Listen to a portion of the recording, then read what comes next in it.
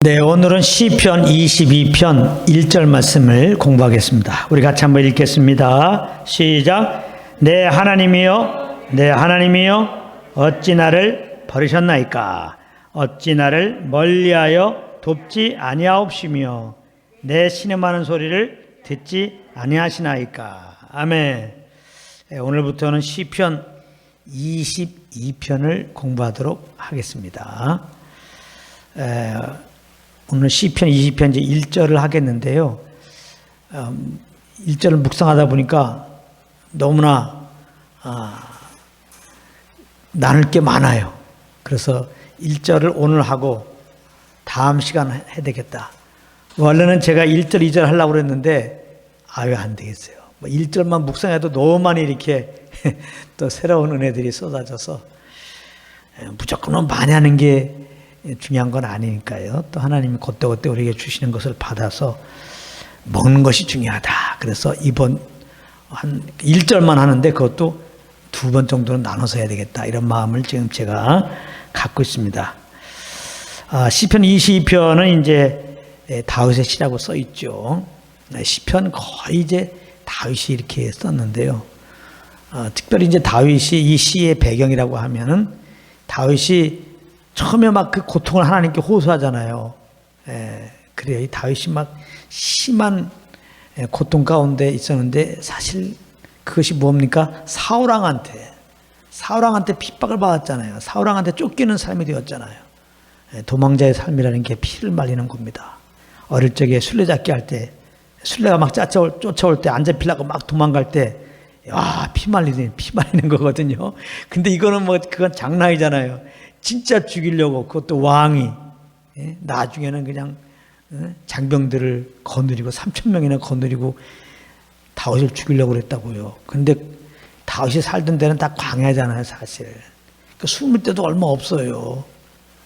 그러니까 도관에든 쥐같이 돼가지고 이게 하루에도 이게 편할 날이 없는 겁니다. 정말 말 그대로 피 말리는 거라니까. 그런 참 고통 가운데서 다윗이 이제 거의 한 3분의 1의 삶을 그렇게 보냈다고 볼 수 있는 거 아니겠어요? 그런 이제 핍박 가운데서 그 고통을 주님께 아뢰는 거죠.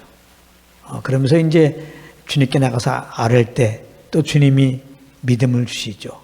구원의 소망을 주시죠. 그래서 그 고난 속에서 구원될 것을 또 이렇게 확신하면서 그리고 무엇보다 장차 주님이 이 땅에 이렇게 임하셔서 온 세상을 통치할 것들을 바라보면서 성령의 감동 따라 다윗이 쓴 시가 되는 겁니다. 우리가 이 시편 20편을 공부하는데 이것은 꼭 단지 다윗의 삶이 어땠는가, 참 기구한 삶이다, 기가 막힌 삶이다, 힘든 삶을 살았다, 그런 거를 우리에게 알려주려고 성경에 기록되게 한 건 아니죠. 성경을 기록한 목적은 오직 그리스도에 대해서 알려주기 원한 겁니다. 성경은 그리스도에 관한 것이다. 예수님이 친히 누가복음 24장에서 말씀하세요. 이 성경은 내게 대해서 증거한 것이다. 그렇기 때문에 역시 시편 22편도 결국 시편 22편에 있는 그 다윗의 그 삶을 기록한 것도 결국 그것은 다 예수 그리스도에 대한 삶을 말씀하고 있는 거예요. 우리는 그렇게 봐야 됩니다. 그 예수 그리스도를 빼고 그냥 이것을 읽고 연구하면 다윗에 대해서는 잘할 수 있겠죠. 다윗은 훌륭하다 그럴 수 있을지 몰라요. 그 어려움 속에서도 주님을 의지하고 이렇게 승리했다. 다윗은 역시 믿음의 삶이야. 이렇게 할 수 있는데 성경 주시는 목적은 거기에 있지 않습니다. 다윗이 영웅이 되잖아요. 성경은 그리스도에 대한 겁니다. 이 다윗이라는 인물, 그의 삶을 통해서 하나님은 그리스도를 우리에게 알려주려고 하는 거예요. 그렇기 때문에 우리는 이 시편 20편을 보면서 22편을 보면서 그런 다윗의 삶을 보면서 그리스도를 만나야 한단 말이에요. 그렇게 성경을 어딜 보아도 성경의 어떤 사건을 보아도 우리는 보고만 해서 봐야 되는 겁니다. 보고만 해서 본다는 것은 그런 성경 구절 속에서, 그런 사건 속에서 이제 숨어 있는 주님이 알려주기 원하는 그 그리스도를 우리가 이제 만나는 거죠. 그게 이제 우리의 그 지혜로는 안 됩니다. 그 일 하시려고 성령이 오신 거예요. 그래서 성경은 사사로이 풀지 말라. 우리의 지혜로, 우리의 어떤 신학적인 이론으로, 신학으로 이 성경을 풀려고 그러면 안 돼요. 오직 성령님 의지하고 성령님의 감동 속에 들어가서 성령의 조명으로 이 말씀을 깨닫기 원하는 마음으로 주님께 엎드리면서 이 말씀을 묵상해야 됩니다. 말씀을 묵상하라는 말이에요. 묵상이 뭐냐? 그냥 하나님의 말씀을 통하여서 그리스도를 만나기를 원하는 마음으로 자꾸 읽는 거예요. 내가 읽는 거. 묵상은 눈 감고 있는 게 아닙니다. 중얼거리다는 의미예요. 중얼거리다. 자꾸 말씀을 말하는 겁니다. 그러면 내 귀가 들어요. 자, 그럼 어떤 일이 벌어진다고 그랬어요? 믿음은 들음에서 나고 들음은 그리스도의 말씀으로 말미암느니라. 이 말씀을 통하여 그리스도를 알기 원하는 마음으로, 만나길 원하는 마음으로 말씀을 읽으면은 읽는 가운데 성령님께서 그 말씀을 통하여서 우리 가운데 그리스도를 만나게 하세요. 십자가를 알게 하세요. 십자가를 통해 나타난 하나님의 사랑을 알게 하세요. 아시겠죠? 그러니까 항상 우리는 성경을 성령님을 의지하고 예수님을 만나기 원하는 마음을 가지고 예수님을 더 알기 원하는 마음을 가지고 읽는 거예요. 읽는 거. 자꾸 신학적으로 성경을 보려고 하지 마. 자꾸 머리 써서 성경을 보려고 하지 말고. 예. 그래서 저는 될 수 있으면 신학적인 용어를 사용하지 않기를 원하고, 뭐 알지도 못해요. 신학적인 용어를 저는 사용하지 않기를 원합니다. 그리고 단순하게 그냥 하나님 말씀, 그 말씀만 전하기 원해요.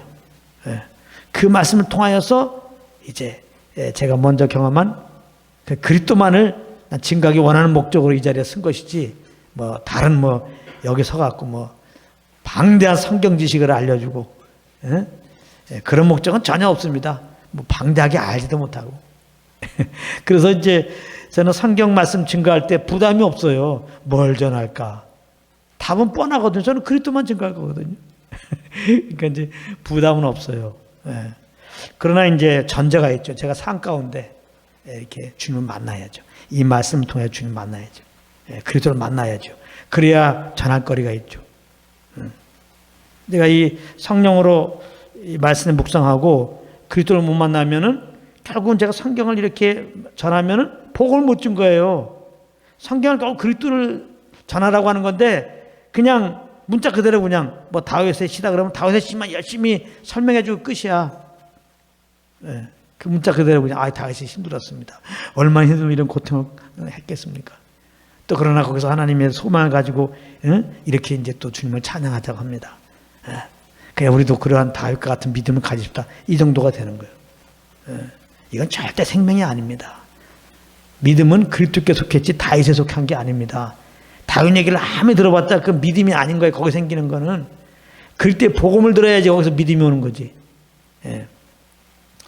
그래서 이제 항상 성령님과 동행하면서 그리스도를 알기 원하고 성경을 이렇게 이제 보게 되면 더 주님이 그리스도를 알려주시잖아요. 그렇게 또 아는 게 있으면 저는 앞에 나와서 주님이 허락하는 그런 자리에 말씀 전할 수 있는 자리 허락하시면 거기서 제가 삶 속에서 경험된 그리스도만 전하는 거예요. 다른 목적 아무것도 없습니다. 그래서 예수 믿는 사람들은 그 그리스도를 믿고 구원받기 원하는 거고 예수 믿는 사람들은 이 복음을 통해 더 예수 그리스도의 은혜를 알고 그 은혜를 통해 나타난 하나님의 사랑을 알고 감사와 기쁨으로 정말 찬미의 제사를 드리는 열매, 감사와 기쁨으로 이 복음의 은혜는 이 복음에 나타난 하나님의 의는 믿는 자에게 다 미치는 거니까 모든 사람들에게 가서 복음을 증거하죠. 여러분들 정말 예수를 믿으세요. 그럼 의롭다함 얻습니다. 구원받습니다. 그래서 이제 그런 자가 되게 하기 위한 뭐 그런 목적으로 복음을 전할 뿐입니다. 그래서 다윗의 삶을 그리스도의 삶의 모형으로 사용한 것이죠. 다윗 일대기가 그래요, 사실은요. 다윗 일대가 더군다나 시편 22편에 나오는 다윗의 삶의 모습도 마찬가지입니다. 다 이것은 예수 그리스도의 삶의 모형으로 나온 겁니다. 우리가 이제 이것을 하나하나 공부하도록 하겠습니다. 그래서 시편 22편을 이렇게 이제 1절 이렇게 전체로 한번 잠깐 훑어보면 1절, 2절은 그 다윗의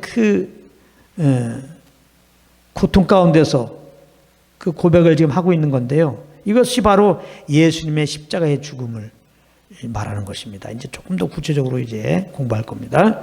그 다음에 22절, 23절에는 거기 다윗이 막 1절, 2절은 막 그 고통을 얘기하다가 갑자기 막 하나님을 막 찬양하자고 막 합니다. 고통에서 해방된 거야. 그것은 예수님의 부활을 말하는 겁니다. 예수님의 부활을. 그런가 하면 이제 27절부터 31절에 보면은 이렇게 이제 온 백성들이 하나님께 나와서 절을 하는, 경배하는 그런 내용들이 나옵니다. 이것은 이제 예수님이 장차 이 땅에 왕으로서 통치할 것들을 말하는 겁니다. 그러니까 늘 말하지만 다윗은 신약의 이 계시를 받은 자예요. 구약 사람이지만은 장차 예수님이 죽으시고 부활하시고 다시 오셔서 이 세상을 통치하실 천년 동안 왕노로 하신다고 그랬잖아요. 그것까지도 다윗이 이렇게 성령의 감동함으로 알고 이렇게 시를 쓴 거예요. 그러니까 이 시편 22편은 정말 예언시라고 그러잖아요. 예언시. 그리스도의 순환의 예언, 그리스도의 부활의 예언, 그리스도의 그 천년 왕국의 그 통치의 예언, 그러니까 성령으로 말미암아 쓴 것이죠. 네. 자, 그러면 이제 오늘 본문 말씀을 좀 이렇게 들어가서 보면은 그 1절의 내용은 어디서 많이 본 거죠. 나의 하나님, 나의 하나님, 어째 나를 버리셨나이까? 어디서 많이 들었죠. 예수님이 이제 십자가에서 첫 번째 가상치령이라고 그러잖아요. 십자가상에서 7마디. 그 첫 번째 예수님이 십자가에 달려서 하신 말이 바로 시편 22편 1절이에요. 마태복음 27장 46절에 나오는데요. 나의 하나님, 나의 하나님, 어찌하여 나를 버리셨나이까? 엘리 라마 사막다니 그렇게 나오죠.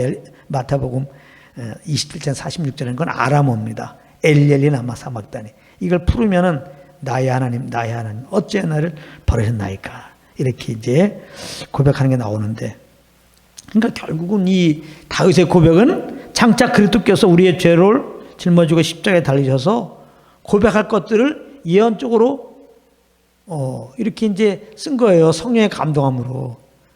그러니까 나의 하나님, 나의 하나님 어찌 나를 버리셨나니까 이 말을 갖다가 다윗이 너무나 힘들어갖고 하나님께 어찌 나를 버리셨나니까 이렇게 탄원하듯 고백했습니다. 여러분, 이렇게만 해석하면 안 된다는 거예요. 이게 결국은 예수님이 우리의 죄를 짊어지고 십자가에서 하나님 앞에서 지금 고백할 것들을 예언적으로 쓴 것이란 말이에요. 그렇기 때문에 예수님이 하나님 앞에서 나의 하나님, 나의 하나님 어찌 나를 버리셨나이까 울부짖었던 그 의미를 우리가 살펴볼 때 거기서 믿음이 오고 위로가 오고 힘이 생긴다 이 말입니다. 아멘. 그래서 이제 이 고백 속에서 나의 하나님, 나의 하나님 어찌 나를 버리셨나이까, 이 고백 속에서 우리는 몇 가지를 발견하게 되는데요. 2시간에 걸쳐서 공부하겠습니다. 나의 하나님, 나의 어찌 나를 버리셨나이까, 이 고백 속에 담겨져 있는 복음을 발견하게 되는데, 여기서 우리는 먼저 하나님의 공의를 보게 됩니다. 나의 하나님, 나의 하나님 어찌 나를 버리셨나이까. 지금 이 고백하고 있는 것은 하나님의 아들이죠. 우리가 같이 육신의 몸을 입고 이 땅에 오셨지만은, 그래서 시험은 받았지만은 죄가 없으시니라. 죄 없으신, 거룩하신 하나님의 아들이세요. 근데 그 아들이 지금 이렇게 고백합니다. 나의 하나님, 나의 하나님 어째 나를 버리셨나이까. 근데 그 아들이 지금 십자가에 달리셨단 말이에요. 자기의 죄로 달린 게 아닙니다. 예수님은 죄가 없어요. 십자가에 달릴 이유가 없어요. 예수님이 십자가에 달린 것은 우리 죄를 뒤집어 쓰고 달린 겁니다. 우리 죄로 그 예수님의 몸이 이제 십자가에 달린 거예요. 여기서 하나님의 우리는 공의를 봅니다.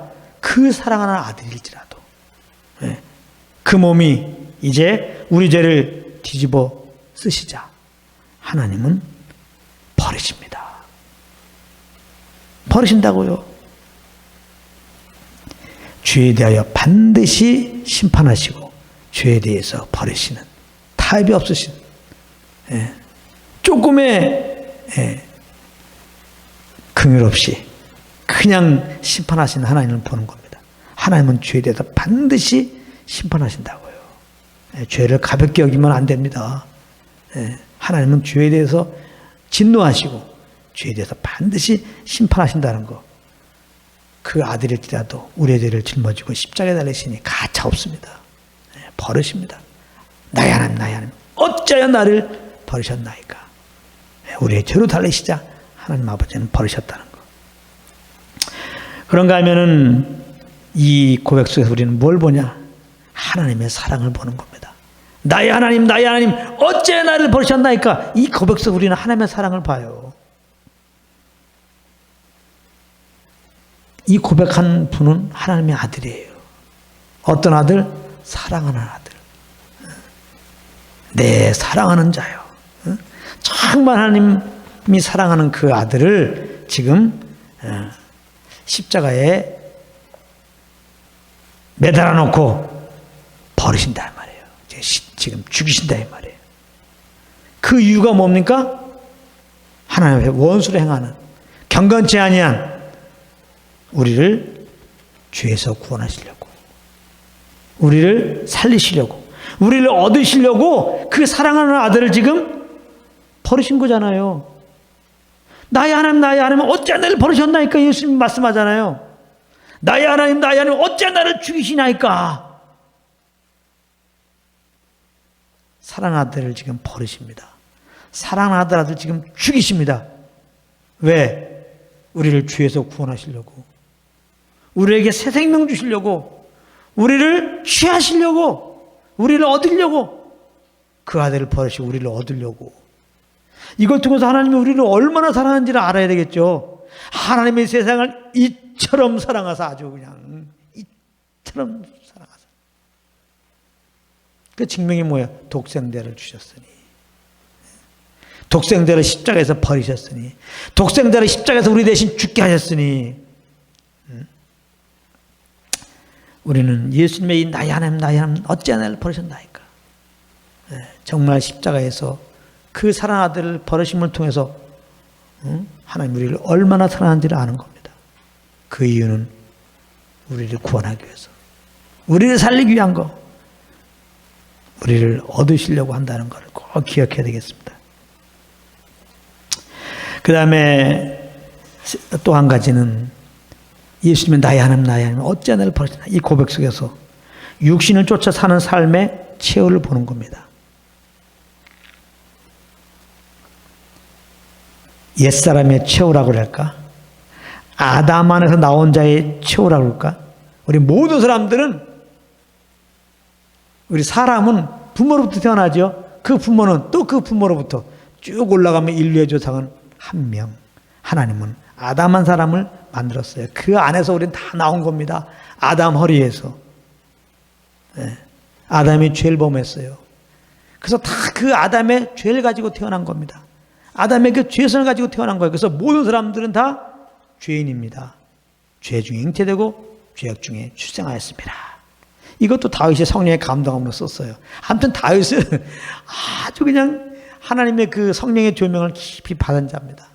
다 아담 안에서 우리는 죄인이구나. 성경 그렇게 말씀하고 있어요. 의인 없나니 하나도 없다는 겁니다.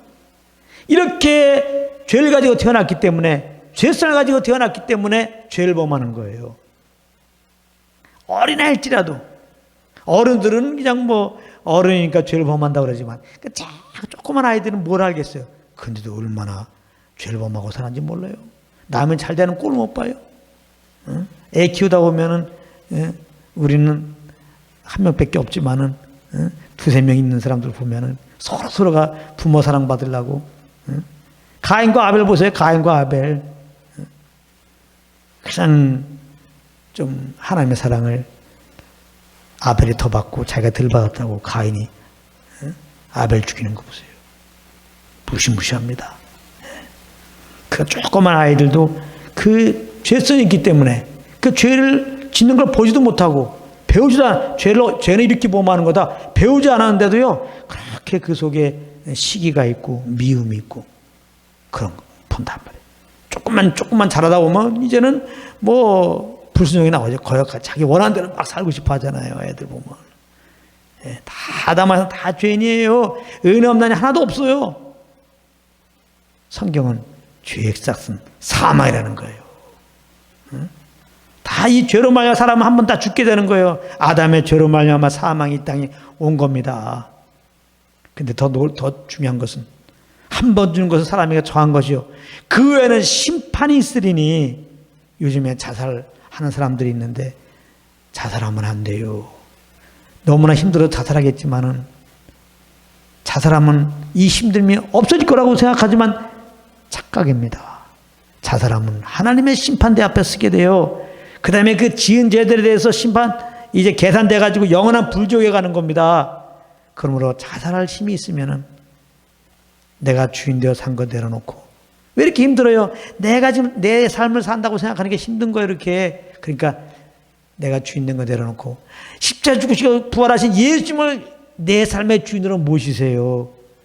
예수를 믿으시라고요, 구원자로. 그러면 죄사함 받고 영생 얻고 하나님이 이제 아버지로서 우리를 도와주셔서 내 힘으로 해결하지 못하는 것 주님이 다 이제 풀어주시면서 그렇게 의의 길로 인도하신다고요. 자살할 힘 있다면 꼭 예수 믿으세요. 자, 아무튼 그래서 예수 믿어야 되는데 아담만 나온 자들 다 죄인인데 그냥 아담에서 나와가지고 사는 삶, 옛사람의 삶, 그것은 죄의 종로라는 삶이에요. 육신의 정욕 따라 사는 삶. 마귀의 종으로 사는 거죠. 그 삶은 하나님께 버림받은 삶이에요. 하나님이 인정해 주지 않는 삶이라는 거예요. 그래서 이제 반드시 심판해갖고 영원한 불못에 쳐넣는다는 거 꼭 기억해야 됩니다. 그러므로 다시 말씀드립니다. 아직 예수 안 믿는 분들은 꼭 예수 믿으셔야 돼요. 그래야 예수님의 그 십자가의 보혈로 죄사함 받고 예수님의 그 부활의 생명으로 새롭게 돼가지고 하나님의 자녀가 돼가지고 이 땅에서도 보호되고 영원한 심판에 이르지 않고 영원한 생명의 나라 아버지의 나라에 하나님 나라에 갈 수가 있습니다. 그렇지 않고 예수 안 믿는 상태에서 지금 여러분들이 사는 삶은 하나님 인정하지 않아요. 뭐 아무리 선행하라고 살아도 아무리 종교적으로 그렇게 종교활동을 열심히 하더라도 아무 소용 없습니다. 절대 율법 행위로 우리의 의로 우리 어떤 윤리도덕적인 깨끗한 삶으로 절대 구원받을 수 없다는 거. 하나님의 버림받음을 피할 수 없다는 거. 하나님의 심판을 피할 수 없다는 거. 영원한 불못에 빠지는 것을 피할 수 없다는 거. 심판에서 우리가 심판에 이르지 않는 거. 영원한 불못에 가지 않는 길. 오직 예수님을 구주로 영접하는 길입니다. 꼭 예수 안 믿는 분들은 예수 믿으시기 바랍니다. 내가 곧 길이요 진리요 생명이니 나로 말미암지 않고는 아버지께로 올 자가 없다. 그렇게 말씀하셨습니다. 자, 그런가 하면 이제 우리 믿는 자는 이제 예수 믿었어요. 하나님의 은혜로. 어떻게 된 거예요? 죄 용서 받은 거예요. 예수 믿는 자는 그리스도와 연합된 자입니다. 할렐루야. 그리스도 안에 들어가 있는 자예요. 예. 완전히 그리스도와 연합된 것입니다. 그래서 그리스도와 함께 옛사람이 죽었다는 사실이죠. 죄의 종로라는 옛사람. 네. 그리고 예수님의 그 부활의 생명으로 새롭게 된 것이죠. 새로운 피조물 된 거예요. 그걸 보고 하나님의 자녀가 되었다는 겁니다. 예수 믿음으로 우리는 하나님의 생명을 얻고 받아갖고 하나님의 자녀가 된 거예요. 이제 우리가 신앙생활이라고 하는 것은 내가 무엇을 해드리는 것이 아니라고 그랬어요. 예수 믿으면 예수의 생명으로 하나님의 자녀가 되어갖고 하나님이 나의 아버지가 되시고 나는 하나님의 자녀가 되어갖고 아버지와 아들의 그냥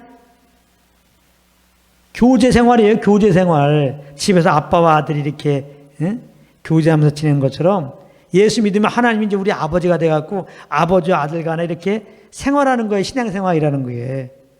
아시겠어요? 거기에 무슨 힘든 게 있어요. 자녀는 참 부모님에게 공급해 주는 음식을 먹고, 그 여러 가지 그 참 다음 없는 그 사랑을 섬김 받으면서 아이는 잘하잖아요. 아이가 잘한다는 것은 뭐 키 큰 것만 말하는 게 아니잖아요. 그 부모님이 나에게 베푼 사랑, 그 은택을 아는 거죠. 알아서 이제는 내가 하고 싶은 대로 사는 게 아니라 나를 향한 부모님의 그 뜻에 따라서 내가 이제 살아가는 거죠. 그것이 이제 정말 잘하는 거죠. 부모님은 그것을 바라보면서 그 아이들에게 이렇게 지금 어릴 적부터 제공해 주는 거 아니겠어요? 마찬가지입니다. 신앙생활이라는 것은 아버지와 아들의 관계인데 먼저 아이가 자라서, 아이가 태어나서 끝없이 부모님의 사랑을 받아야 하듯이, 그래서 부모님 나 사랑하는 것을 이제 알아야 되듯이, 예수님이 구원받은 다음에는 뭔가 해드리려고, 아니 지금 태어난 애가 응애 하는 애가 아버지를 위해서 카네이션을 달아드리려고 그러면 되겠습니까 그게? 응? 그게 되겠냐고. 지금 갓 태어난 애가 아버지를 위한다고 방청소 하려고 그러면 되겠냐고. 아주 그것도 충성스럽게 하겠다는 겁니다. 그런 행위를 해드리겠다는 겁니다. 날 낳아주셨으니까. 무슨 말인지 아시겠어요? 예수님이 구원받은 다음에 자꾸 왜 우리가 우리 힘으로 주님을 뭐 해드리려고 하냔 말이에요. 그 다 내려놓으세요. 부담 될 수도 없어요. 뭘 해드려. 부모가 자녀에게 원하는 건 뭐예요? 내가 주는 저 잘 먹어라 그냥. 소화 잘 시켜라. 그래서 아무 때나 그냥 오줌 잘 누고 똥 잘 누면 나는 그게 기쁨이란다. 그냥 부모님이 주는 사랑 그냥 계속 받는 겁니다. 콩나물을 그냥 물 주면 자라듯이. 신앙 성숙이 어디 있습니까? 우리 힘으로. 성화가 어디 있냐고. 콩나물이 그냥 물 주면 그냥 자라잖아요. 우리가 주님의 사랑의 물 먹으면은 그냥 우리가 주님을 알므로, 주님을 아는 게 자라는 거예요. 주님을 알므로 말미암아 그냥 주님을 알면 막 감동이 와요. 그냥 내 영광이 아니라 이제는 이렇게 날 사랑하시는, 이렇게 날 위하시는 주님에서 뭘 해주고자 하는 마음이 와요. 그래서 이런 주님의 사랑을 알므로 오는 감동과 그런 소원함이 와갖고 이제 내가 무엇을 하는 거, 이게 성령을 쫓아가는 거예요. 성령을 쫓아가는 게 너무나 복잡하게 생각하지 마세요. 성령님은 하나님의 사랑을 이렇게 우리에게 알려주죠. 그래서 우리가 주님의 하나님의 사랑이 뭐냐고요? 예수 그리스도의 십자가예요. 얼마나 사랑하였으면 우리를 그 아들 주셨어요. 이 십자가의 사랑, 그러니까 십자가의 복음이죠. 성령님은 복음 증가로 오신 분이에요. 우리가 복음을 자꾸 듣다 보면은 하나님의 사랑을 우리가 알게 되잖아요. 그럼 내 속에서 막 감사가 오잖아요. 감사가. 그러면서 막 감동이 일어나잖아요. 주님을 위해서. 그래서 그 감동 따라, 그 소원함 따라서 우리가 무엇을 하면 그게 성령을 쫓아 행하는 거예요. 그것을 보고 신앙생활이라고 하는 거예요. 할렐루야. 그걸 보고 예배라고 하는 것이고. 우리 힘이 들어가는 게 있습니까? 하나도 없죠. 하나님이 구원하였죠. 하나님의 성령으로 말미암아 하나님의 사랑을 우리 가운데 알려주시죠. 하나님이 그 사랑을 또 이제 알게 하시고 감동받게 하시죠.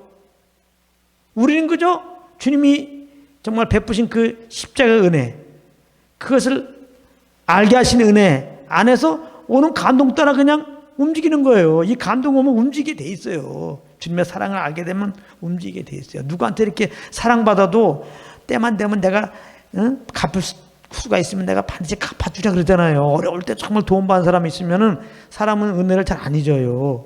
기회 되면 도와주려고 하지.